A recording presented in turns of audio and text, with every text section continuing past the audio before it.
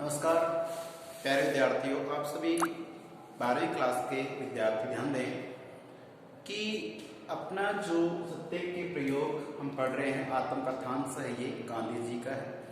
और इसमें अपने गांधी जी का जो लेखक परिचय पढ़ लिया है और उसके बाद पहला वीडियो देख लिया है जिसमें सभ्य पोशाक एक इम्पोर्टेंट क्वेश्चन है आपके लिए, वो पढ़ लिया आपने। उसके बाद उसी श्रृंखला में हम चलते हैं तो 5वां पॉइंट हमारे पास आता है बलवान से भिड़ंत। अब यहाँ देखिए, बलवान का मतलब है ताकतवर, तो आप जानते हैं बलवान को ही कहते हैं, ठीक है, लेकिन किस प्रकार की ताकत है। तो ये सबसे पहले हमें देखना चाहिए कि सामने जो ताकत है वो किस प्रकार की ताकत है। कलम की ताकत है, दिमाग की ताकत है, या फिर पैसे की ताकत है, फिर शरीर की ताकत है, ठीक है। तो यहाँ देखिए जो इस पाठ में जो ताकत है वो बलवान से भिड़ंत की बात यहाँ पे है। भिड़ने का काम कौन कर रहे हैं? गांधी जी कर रहे हैं। किससे भिड़ना चाहते हैं? बलवान, ताकत, जो प्रशासन है, जो उच्च अधिकारी हैं, तो उनसे भिड़ने के लिए, उनसे सामना करने के लिए गांधी जी ने किस प्रकार का हथियार अपनाया है वो इस बलवान से भिड़ंत में बताया गया है। तो प्यारे विद्यार्थियों, जब गांधी जी लंदन में अपनी वकालत जो है वो पूर्ण कर लेते हैं, करने के बाद की बात चल रही है यहाँ पे देखिए जोहानिसबर्ग। तो ये बलवान से भिड़ंत वाला जो हमने पहले उसे पढ़ा वो तो लंदन का मैटर था। अब ये जो दूसरे जगह का मैटर है, ठीक है, जोहानिसबर्ग की बात करते हैं। तो जोहानिसबर्ग शायद आपने अफ्रीका में सुना होगा। तो देखिए ये जो जोहानिसबर्ग की बात कर रहे हैं कि गांधी कहते हैं कि जो एशियाई अधिकारियों का सबसे बड़ा थाना जोहानिसबर्ग में था। जोहानिसबर्ग की जगह की बात चल रही है, वहां पे जोहानिसबर्ग जो जगह है, ये जो एशियाई अधिकारी, अगर वहां ऐसे अधिकारियों के लिए सबसे बड़ा एक थाना है। जैसे हमारे जयपुर में बहुत से थाने आप देख चुके हैं, तो ऐसे बात करते हैं कि जो वहाँ थाना है सबसे बड़ा जोहानिसबर्ग में है। और थाने में क्या होता है, आप जानते हैं कि जैसे कुछ हिंदू लोग हैं, कुछ चीनी लोग हैं, ये वहाँ जाते हैं अप्लाई करने के लिए, जैसे मान लो सर्विस के लिए भी जाते हैं, तो सर्विस में भी इनको नजरअंदाज कर दिया जाता है। अर्थात जो हिंदुस्तानी है या हिंदू हैं या चीनी या फिर अदर जो समाज के हैं, अदर कंट्री के हैं, उन लोगों को वहाँ पे उनका कोई रक्षा नहीं होती है, उनकी कोई सुनवाई नहीं होती है, चाहे वो किसी प्रकार की शिकायत लेकर जाते हैं। तो हिंदू और चीनी थे, उनका क्या होता है, भक्षण होता है। भक्षण का मतलब है कि वहाँ उनके साथ न्याय में होकर के उनको ही दोषी ठहराया जाता था।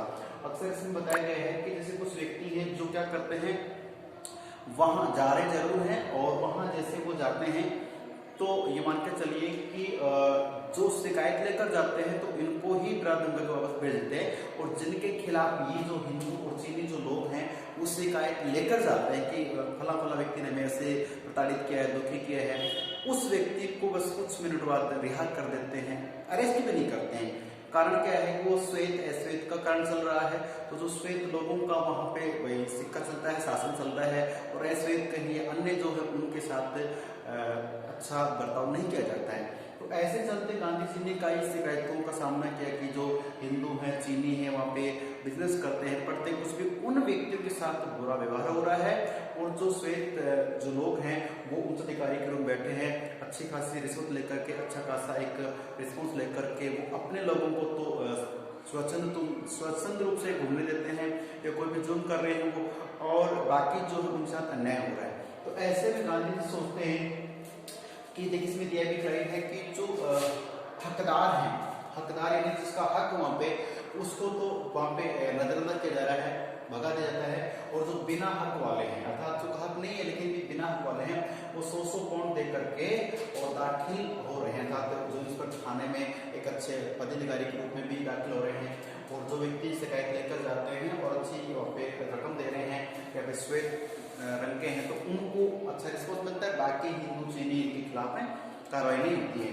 ध्यान रखें कि शिकायतों को सुनकर, तो ये जितनी भी शिकायतें थी जो हिंदू चीनी लोग कर रहे थे, इन सभी शिकायतों को सुनकर गांधी जी क्या करते हैं कि सोचते कि यदि मैं यहाँ ट्रांसवोल, एग्जैक्ट नाम है ट्रांसवोल में गांधी रहते हैं, यहाँ मैं रहता हूँ, और यदि मैंने ट्रांसवोल में रह करके इन शिकायतों को दूर नहीं किया, फिर लोगों को साथ नहीं दिया, तो मेरा यह रहना व्यर्थ है। अर्थात यह भी कह कि यदि इस सड़ांध का मतलब बदबू से होता है, दुर्गंध से होता है, तो गांधी जी सड़ांध किसे कह रहे हैं, अर्थात ऐसा एक प्रशासनिक सड़ांध, मतलब एक बुरे व्यवहार को कह दिया है, कूटनीति को कह दिया है कि जो श्वेत चमड़ी वाले लोग हैं, श्वेत वर्ण वाले लोग हैं, वो क्या करते हैं, अपना भाई भतीजावाद अपना रहे हैं कि अपने लोगों को तो न्याय दे रहे हैं और मतलब वो जुर्म करके बच जाते हैं और बाकी लोग हैं वो निर्दोष होते तो उनको सजा हो जाती है।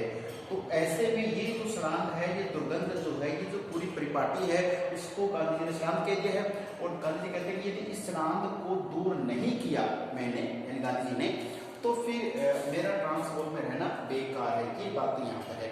तो गांधी जी ने वहाँ जोहानिसबर्ग के जो कमिश्नर साहब हैं उनसे मिले गांधी जी जाकर, और गांधी जी ने पहली मीटिंग में ही पहले उनसे जो मिलन हुआ उनमें से पता लगा लिया कि ये व्यक्ति मेरी बात सुन सकता है। गांधी जी ने सिस्टम से अपनी बात को पेश किया और गांधी जी ने आह्वान किया कि कुछ लोगों के साथ अन्याय हो रहा है। तो कमिश्नर साहब ने कहा कि मैं आपकी बात को समझता हूँ और सिर्फ आप अच्छे सबूत लेके आइए, मैं प्रयास कर सकता हूँ। हालांकि उन्होंने बात कही कि आप और हम प्रयास ही कर सकते हैं, क्योंकि ऊपर जो जूरी बैठी है, जो अधिकारी बैठे हैं, वो हालांकि हम पेश भी कर देंगे तो भी हमारा इसका कोई नतीजा नहीं निकलने वाला, क्योंकि जो लोग जुर्म कर रहे हैं या जो लोग दोषी हैं उनको सजा नहीं होती, वो वापस बरी हो जाते हैं। लेकिन उन्होंने एक बात कह दी कि अगर यही मान के कि यार तो छूट जाएंगे या फ्री हो जाएंगे, सॉरी, तो वो अगर अपन प्रयास ही ना करें तो वो गलत है। तो कमिश्नर साहब ने और गांधी जी ने ये सोचा है कि प्रयास तो करना चाहिए। तो गांधी जी है वो अच्छे सबूत इकट्ठे करते हैं और जो हिंदू चीनी लोग हैं उनका साथ दे करके उन्हें न्याय दिलाते हैं और गांधी जी इस काम में सफल हो जाते हैं कमिश्नर साहब के माध्यम से। और जब कमिश्नर साहब के यहाँ पे आना जाना लगा था तो काफी लोग गांधी जी पे सस्पेंस रखते थे कि ये कौन है, किस तरह से है। और फिर जब गांधी जी का वहाँ पे अच्छा माहौल बन गया और ये पैरवी करते थे गांधी जी, ठीक है ना, वकालत जानते थे, तो इनको न्याय दिलाने के कारण से गांधी जी वहाँ पे पॉपुलर भी हो गए और इनकी वकालत का जो बिजनेस है वो भी अच्छा चला।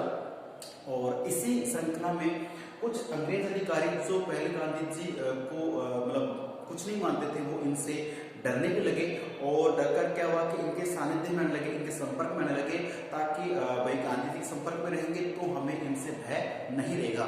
तो देखिए प्रदेश में दूसरी जगह रहकर भी गांधी जी ने क्या किया, अकेले इंसान थे लेकिन अकेले होने के बावजूद भी अच्छी सकारात्मक सोच के साथ और सबूत इकट्ठे करके, और वहां भी ये नहीं सोचा कि जो कि परिपाटी क्या, वहां पे परिपाटी ये है कि चाहे हम निर्दोष ही क्यों ना हो फिर भी हमें दोषी बना दिया जाता है, चाहे हम कितने अच्छे क्यों ना हो फिर भी हमें नुकसान हमें होता है। उसके बावजूद भी गांधी जी ने एक उम्मीद के साथ ये लड़ाई लड़ी और वहां पे जो बलवान था, वहां का जो प्रशासन था, जो श्वेत वर्ण वालों को ही पक्ष में लेता था, उनके खिलाफ खड़े होकर के और बलवान से भिड़ंत का जो परिचय वहां पे दिया है।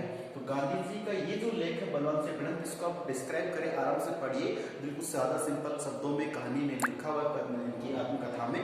तो मुझे लगता है कि आप आराम से इस बात को डिस्क्राइब कर सकते, समझ सकते हैं कि बलवान से भिड़ंत में गांधी जी ने कई व्यक्तियों को नौकरियां दिलाई है, कई व्यक्तियों को जैसे उनका जो भी कार्य थाने से संबंधित है वो नहीं हो रहा तो उस कार्य को करवाया है। ऐसा करने से गांधी जी खुद की वकालत का कार्य बहुत अच्छा चला, गांधी जी वहाँ प्रसिद्ध हो गए और काफी आंदोलन भी किए गांधी जी वहाँ पे, और इस प्रकार से गांधी जी वहाँ पे एक विशेष हस्ताक्षर के रूप में जाने गए। ठीक है, तो प्यारे विद्यार्थी, आप सभी को इस टॉपिक से रिलेटेड जो क्वेश्चन है उसे आराम से आप कर सकते हैं। मेरा विश्वास है कि आप इसे अच्छी तरह समझ चुके होंगे। अब अगला जो पॉइंट है वो अपन लेके चलते हैं अगले वीडियो में। तब तक के लिए नमस्कार, धन्यवाद। इस वीडियो को देख के पढ़ते रहें।